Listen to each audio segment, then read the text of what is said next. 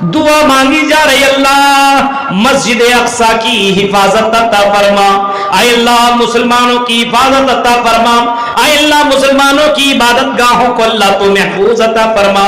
لیکن پھر بھی ہماری دعائیں سنی نہیں جا رہی ہے، ہماری دعائیں ریجیکٹ کی جا رہی ہے، ہماری دعاؤں کو اللہ تعالیٰ سن کیوں نہیں رہا ہے؟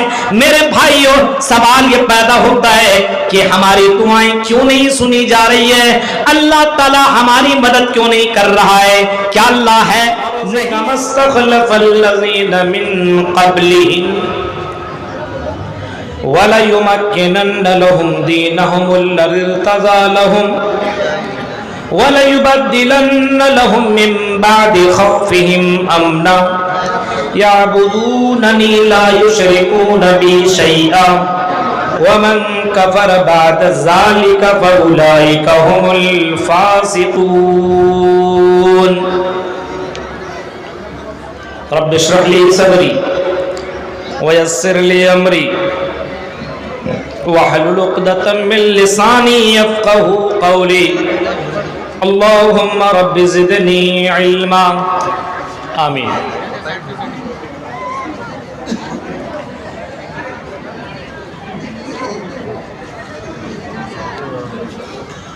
اس عظیم الشان دو روزہ اجلاس عام کی صدارت کر رہے صدر محترم فضیلت الشیخ عبدالرحمن فیضی حفظہ اللہ وتولی، قابل احترام ناظم جلسہ حفظہ اللہ وتولی، تشریف فرما اسٹیج پر موقر علماء کرام، جامعہ اصلاح المسلمین و ام حبیبہ للبنات برہیٹ کے نہایت ہی موقر اراکین حضرات، عزیز طلبہ و طالبات اور برہیٹ اور اس کے آس پاس سے آئی ہوئے معزز سامعین حضرات، اسلامی بزرگوں، نوجوان دوستوں، پیارے بچوں اور پردہ نشین میری ماں اور بہنوں، آپ کا یہ اس علاقے کا سب سے اعلیٰ پیمانے پہ پروگرام ہونے والا یہ پروگرام ہر سال ہوتا ہے، اور اس سال بھی یہ پروگرام ہو رہا ہے، اور یہ آج اس کی پہلی شب ہے۔ مجھ سے قبل آپ نے دیگر خطبہ کو سنا، اور میرے بعد بھی آپ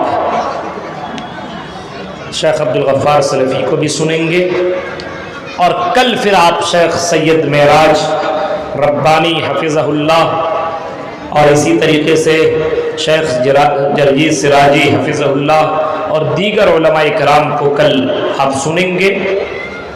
اللہ تعالیٰ سے دعا کرتا ہوں کہ رب العالمین اس عظیم الشان اجلاس عام سے جو بھی پیغام آپ تک پہنچے، پہنچانے والے کو بھی اور جن تک یہ باتیں پہنچ رہی ہے ان کو سبھی کو عمل کرنے کی پوری توفیق عطا فرما، آمین۔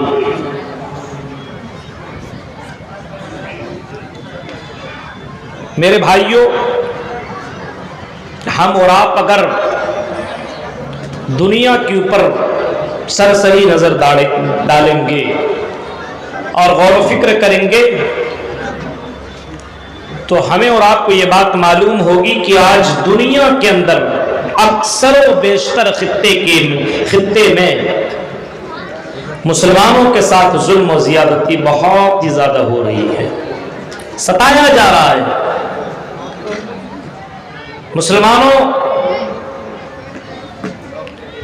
کی عبادت گاہوں پہ پابندیاں لگ رہی ہے، تالے لگائے جا رہے ہیں، مسجدوں پر بلڈوزر چلائے جا رہے ہیں، مسجدوں کو گرایا جا رہا ہے،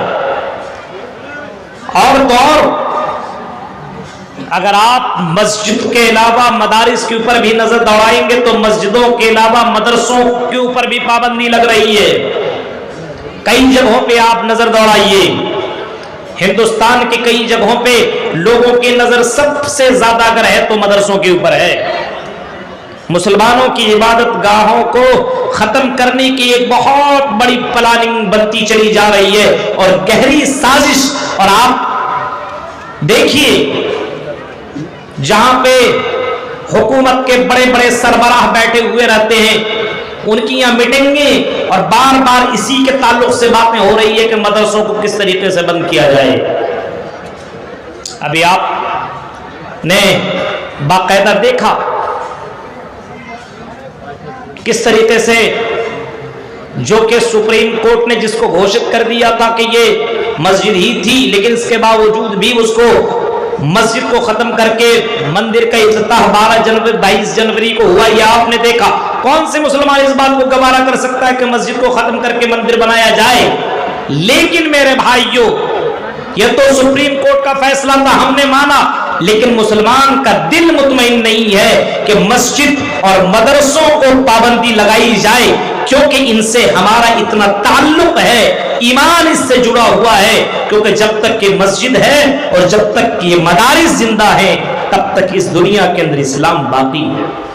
آپ جائیے ہندوستان کو چھوڑیے, آپ فلسطین کے زرزمین کے اوپر جائیے. ابھی آپ نے دیکھا کس طریقے سے غزہ کے اوپر کس طریقے سے فلسطین کے اوپر جہاں پہ بیت المقدس موجود ہے مسجد جس کی بہت ہی زیادہ فضیلت آئی ہوئی کتاب و سنت کی روشنی میں, اس مسجد کے اوپر بھی پابندی عائد ہو چکی ہے اور مسجد میں نماز پڑھنے کے لیے مسلمان ترس رہے ہیں. لوگوں کے لیے چاروں طرف سے پابندیاں لگی ہوئی ہے, پانی نہیں پہنچ رہا ہے, کھانا نہیں پہنچ رہا ہے, مسلمان باقاعدہ پریشان حال ہے. اور چاروں طرف سے یہ آواز لگائی جا رہی ہے کہ اللہ متا نصر اللہ, آئے اللہ تیری مدد کب آئے گی. مسجدوں میں بلڈوزر چلائے جا رہے ہیں, مسجدوں پہ تالے لگائے جا رہے ہیں, مدرسوں کو بند کیا جا رہا ہے. آئے اللہ تیری مدد کب آئے گی؟ آئے اللہ تو ہے کہاں ہے؟ آئے اللہ تیرے وہ ابابیل کہاں گئے جن ابابیلوں نے خانہ کعبہ کو ڈھانے سے روک دیا تھا؟ آئے اللہ ہم نے قرآن میں پڑھا ہے الم تر کیف فعل ربک باصحاب الفیل. کیا آپ نے ابابیل کا واقعہ نہیں پڑھا؟ اصحاب الفیل کا واقعہ نہیں پڑھا؟ ابابیل نے کس طریقے سے ان ہاتھیوں کے اوپر کنکریاں گرائی اور جس کی وجہ سے وہ تمام کے تمام ہاتھیاں تباہ و برباد ہو کر کے وہ ہاتھی رہ گئے, تباہ و برباد ہو گئے. خانہ کعبہ کو اللہ تعالیٰ نے محفوظ رکھا, ابرہا کے لشکر کو تباہ و برباد کر دیا. آج مسلمانوں کی زبان سے یہ آواز نکل رہی ہے, حرم شریف کے اندر بھی باقاعدہ نمازوں میں بھی یہ دعائیں پڑھی جا رہی ہے, مانگی جا رہی ہے.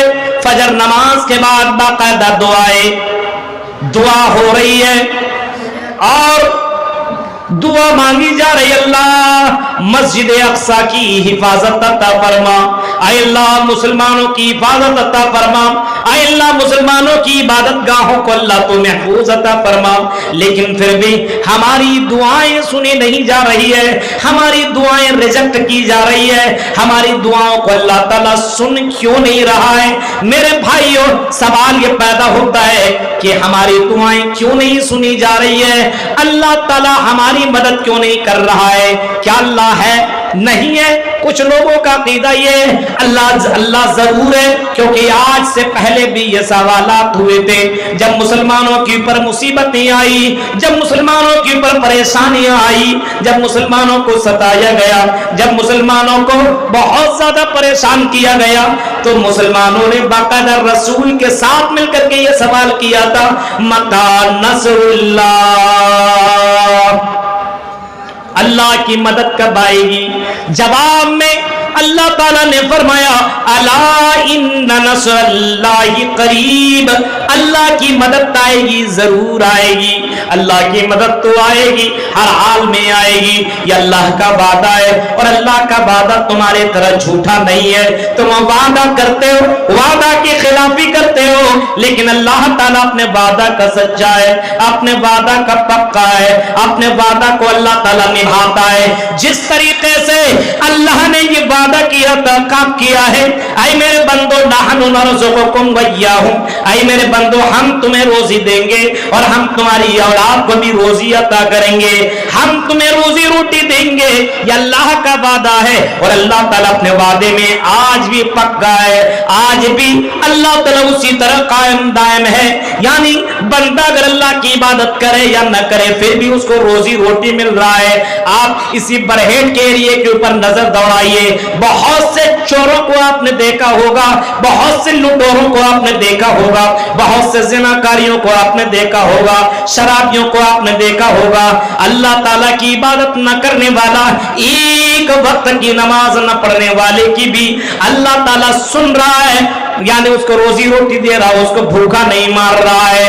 آپ جائیے ریلوے اسٹیشن کے اوپر کبھی نظر دوڑائیے، آپ کلکتہ جائیے، دلی بمبئی کا سفر کیجئے، اسٹیشن کے اوپر آپ کے نظر پڑے گی تو آپ کو ایسے ایسے لوگ نظر آئیں گے جن کے پاس پیر نہیں، جن کے پاس ہاتھ نہیں، جو دیکھ نہیں سکتا ہے، اس کو اتنا بھی پتا نہیں ہے کہ اس کے ہاتھ میں کتنا روپیہ دیا گیا ہے۔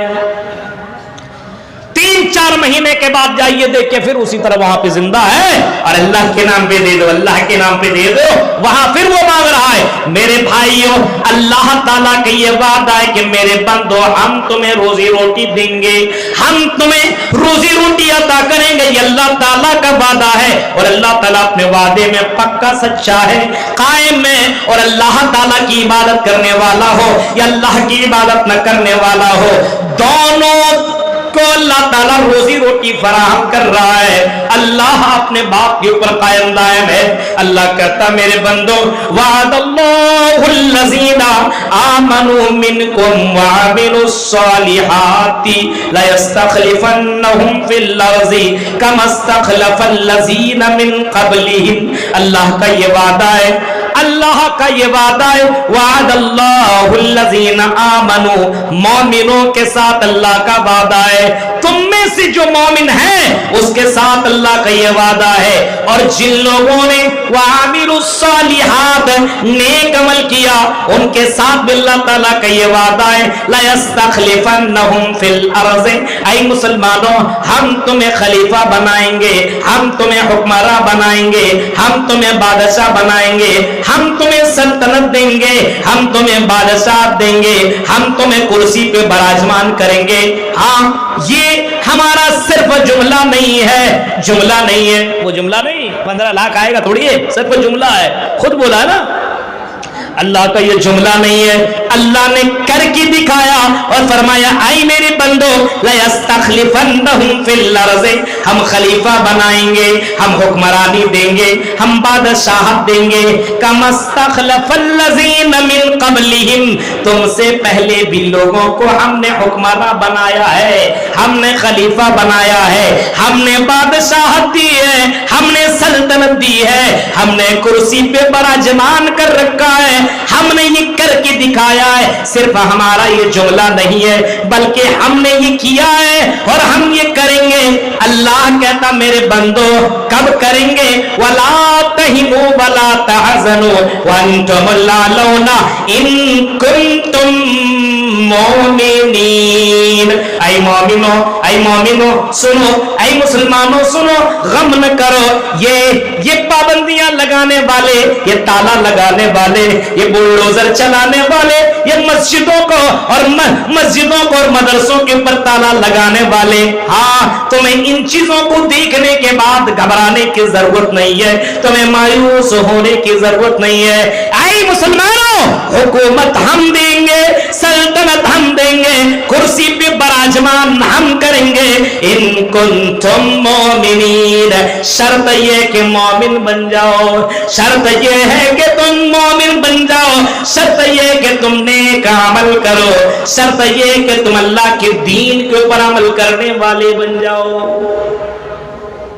سن رہے ہیں آپ؟ غور کیجئے، اللہ کا وعدہ ہے اللہ کی مدد آئے گی، ضرور اللہ کی مدد آئے گی۔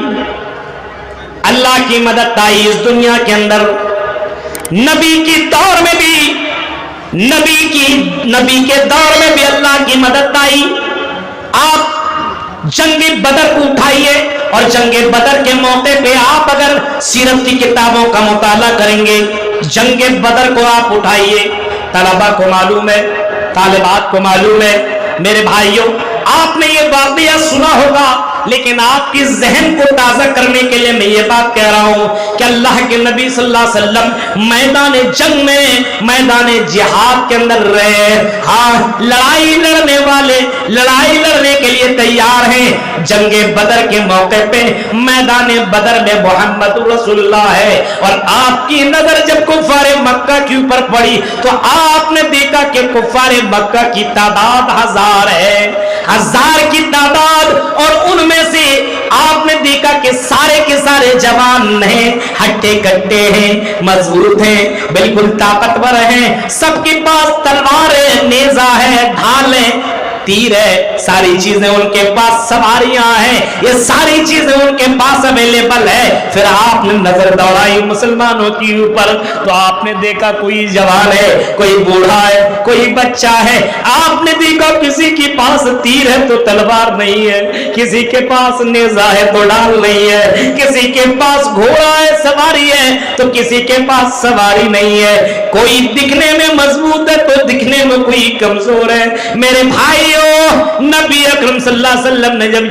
یہ دیکھا تو نبی اکرم سجدے میں گرے، اور سجدے میں جانے کے بعد اللہ کے نبی صلی اللہ علیہ وسلم نے وہ دعا مانگی، ہاں کہا اللہم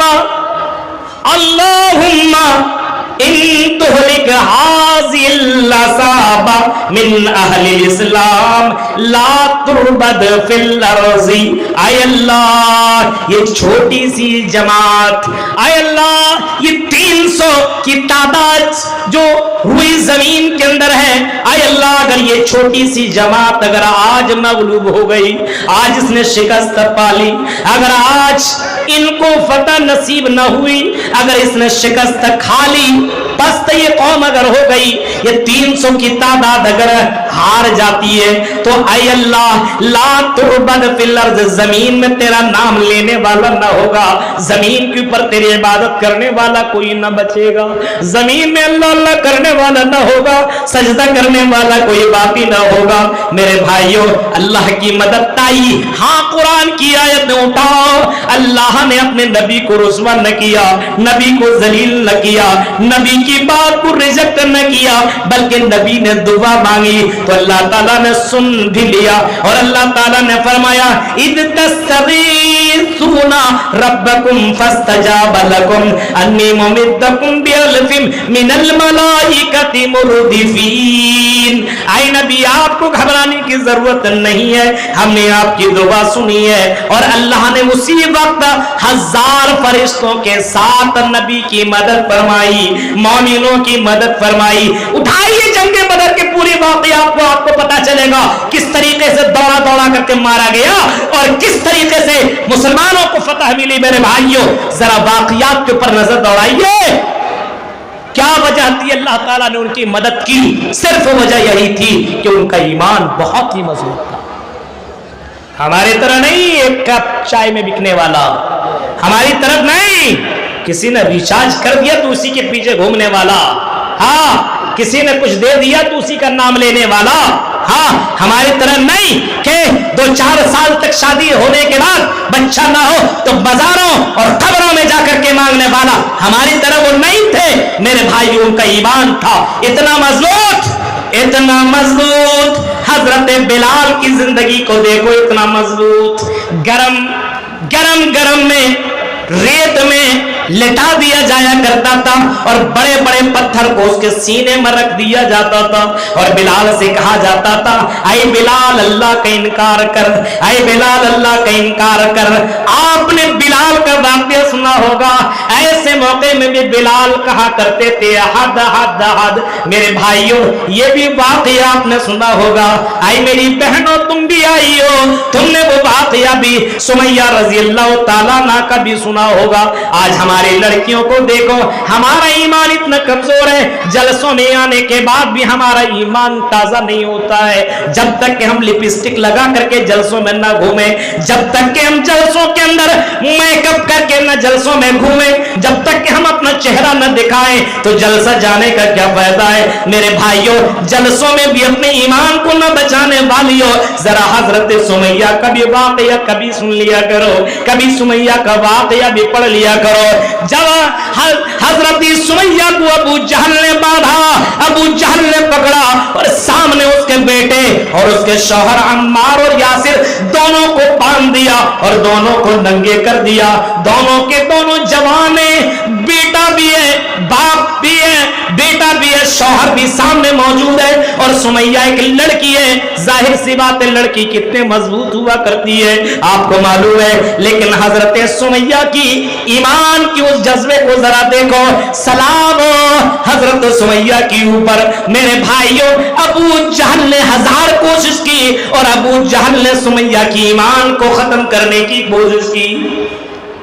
بیٹا کو ننگا کیا ہے, سمیہ اسلام کا انکار کر. باپ کو ننگا کیا ہے, سمیہ انکار کر. نہیں, اچھا آئے سمیہ تمہیں بھی ہم ننگا کر دیں گے, کوئی بات نہیں, اسلام سے کوئی سمجھوتا نہیں کریں گے, کر جو بھی کرنا ہے کر. آئے ابو جہل اپنی پیاس بجھا لے, اپنے دل کی بھاس نکال لے, کتنا تو کرنا چاہتا ہے کر لے, جو بھی چاہتا ہے کر. سمیہ کو پھر اسی ابو جہل نے ننگا کیا, کپڑا اتارا, بالکل ننگا کر دیا. اب ابو جہل کہتا ہے, اے سمیہ اگر تو انکار اب بھی نہیں کرے گی تو یاد رکھنا ہم تجھے اتنا ذلیل کریں گے, تیرے شوہر کو بھی ماریں گے, تیرے بیٹے کو بھی ماریں گے, اور ہم تجھے بیچ میں چیر دیں گے اگر تم نے اسلام کا انکار نہ کیا, اگر تم نے ایمان کا سودا نہیں کیا تو ہم تمہیں نیست و نابود کر دیں گے. میری بہنوں اور برہیٹ کی عورتوں سنو, ایمان دیکھیے, ایمان, ایک عورت کا ایمان اتنا مضبوط. غور کریے, اس نے کہا اے ابو جہل جو کرنا ہے کر. ابو جہل نے باقاعدہ 2 جانور کو لایا, اونٹنیا گھوڑی کو یا گھوڑا کو, پچھم اور پورب کی طرف دونوں کا رخ کر دیا. سمیہ کے ایک پیر کو ایک جانور سے باندھا اور دوسرے پیر کو دوسرے جانور سے باندھا. ایک کا چہرہ, ایک کا رخ پچھم کی طرف ہے تو دوسرے کا رخ پورب کی طرف ہے, یعنی دونوں الگ الگ سمتوں کے اندر موجود ہیں. اور ابو جہل کہتا ہے, انکار کرتا ہے کہ نہیں ورنہ تو پاٹ میں تجھے چیر دیا جائے گا. ایمان کا جذبہ دیکھو کتنا ایمان مضبوط تھا میرے بھائیوں. ایک لڑکی کا ایمان اتنا مضبوط. ابو جہل سے اسی موقع پہ کہتی ہے, آئی ابو جہل جو بھی کرنا ہے کر, ہمیں ڈرانے کی کوشش مت کر. ہم دنیا سے اتنا زیادہ محبت نہیں کرتے, یہ دنیا تو چند سالہ زندگی ہے, مرنے کی بعد کی زندگی اصل زندگی ہے. ہم تو اسی زندگی کی تیاری کر رہے ہیں, آج نہیں تو کل مرنا ہے. آئی ابو جہل کافر مرد بن کر کے تو ہم نہیں مریں گے, ہم مومن کی حالت میں مرنا گوارا کر سکتے ہیں, کافر کی حالت میں نہیں. تم ہم نے کتنا بھی آرام دے دو, لیکن آئی ابو جہل ہم اسلام کا ایمان کا سودا نہیں کر سکتے. ابو جہل کو غصہ آیا اور ابو جہل نے دونوں جانوروں کو کھدیڑنے کو حکم دے دیا. دونوں جانور الگ الگ سمتوں میں نکلے, بھاگے, دوڑے, اور اسی دوران سمیہ 2 پارٹ میں چیر دی گئی. میرے بھائیوں ذرا تصور کرو, پھر بھی سمیہ نے اسلام کا انکار نہیں کیا. اتنا ایمان مضبوط تھا, تب ان کی دعائیں سنی گئی. آج ہمارا ایمان اتنا مضبوط ہے اتنا ایمان مضبوط. بچہ پیدا ہوا, دھاگا باندھ دیا, تعویذ باندھ دیا, فلاں مولوی کا تعویذ ہے ٹھیک ہو جائے گا. ارے اتنا ہی اس کے اندر پاور ہے, اسی مولوی کو بیٹھا, اسی مولوی کو پہنا. فلاں مولوی کا تعویذ ہے, فلاں بابا کا تعویذ ہے, دھاگا ہے, فلاں جگہ سے یہ کالا دھاگا لایا گیا ہے, اس کو باندھ لو, کسی ڈائن کی نظر نہیں لگے گی, کسی بھوت کی نظر نہیں پڑے گی, کوئی تمہیں ذرہ برابر تکلیف نہیں پہنچا سکتا ہے. اچھا غور کرو میرے بھائیوں، اور ہمارے سماج کے اندر آپ نے لوگوں کو بھی ایسا دیکھا ہوگا اور ایسا پایا ہوگا کہ لوگ اپنے اپنے بیٹوں کے گلے میں تعویذ باندھ دیتے ہیں، دھاگا باندھ دیتے ہیں، اور عقیدہ ان کا یہ ہوتا ہے کہ یہ بچے کی حفاظت کرے گا، یعنی اس دھاگے کی وجہ سے بچے کو کوئی پرابلم نہیں ہوگا۔ اب ذرا غور کرو، جو اللہ رحم مادر میں اس بچے کی 9 مہینے تک حفاظت کر سکتا ہے، کیا وہ اللہ بچہ کو رحم مادر سے نکلنے کے بعد، پیدا ہونے کے بعد اس بچے کی اللہ تعالی حفاظت نہیں کر سکتا ہے، پرورش نہیں کر سکتا ہے، اس بچے کو ٹائگر بھو سے بچا نہیں سکتا ہے؟